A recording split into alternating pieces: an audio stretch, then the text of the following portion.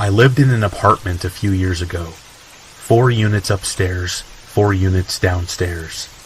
I lived upstairs, and the apartment below me was vacant. I kept hearing footsteps through the apartment, and I knew that I shouldn't have. Nobody was down there.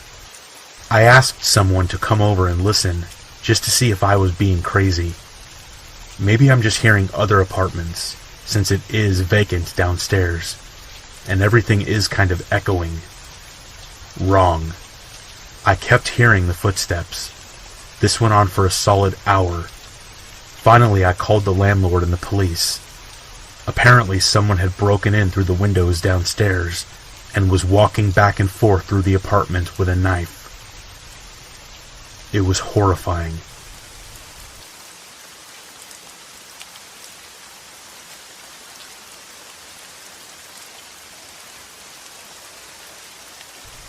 I drove past a car on my way to class and college. I always took the back roads to avoid traffic, so it was a bit odd to have a car parked on the side of the road. When I came back from class, it was still there. I drove by a bit more slowly and saw what I thought was someone sleeping in there. I thought that was odder still, but maybe someone was traveling and decided to pull off to take a rest and just fell asleep longer than they had planned.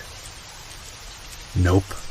Next morning I read in the paper, a wife killed her husband and dumped his body and the car on that road.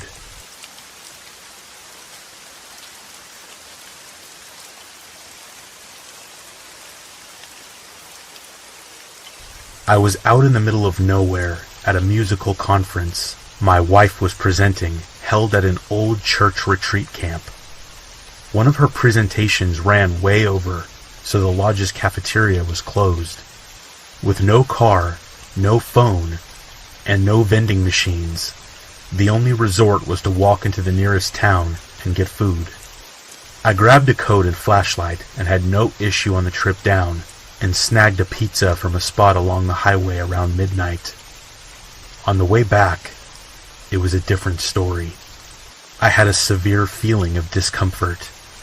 I could feel eyes watching me.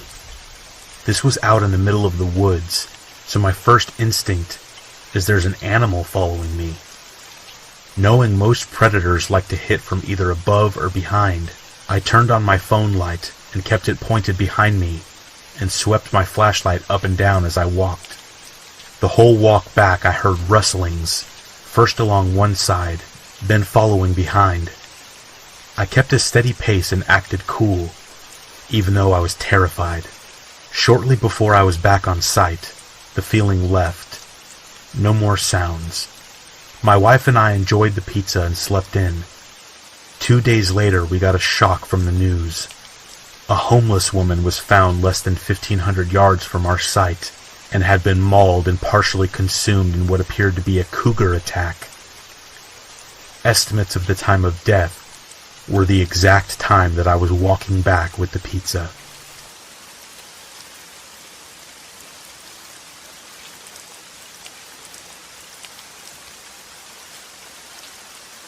My friend and I carpool to and from work together every day. It was late at night, and I was waiting for her to come pick me up, when her cousin drove past and told me she was running late, and had asked if he could come pick me up, so I wouldn't have to wait so long alone. I met her cousin only once, very briefly at a wedding she had dragged me to a few months back. He seemed nice, then and now, so I agreed. I was about to step into the car, but then I realized I had left my purse inside my work. I told him I would be 2 seconds and I was going to go grab it. I went back into work and grabbed my purse. My phone rang. It was my friend. She said she was on her way to come pick me up. Confused, I reminded her that she had asked her cousin to pick me up. Silence. She only had one cousin, and he was on a missionary trip in another country. What the hell? Turns out, this guy had been memorizing every detail of my life and schedule, and knew I waited for my friend every night to pick me up. He dressed up as my friend's cousin because he knew I wouldn't be afraid of him because I had met him. But I don't know him well enough to realize that it wasn't him. The cops, after a long chase, caught him.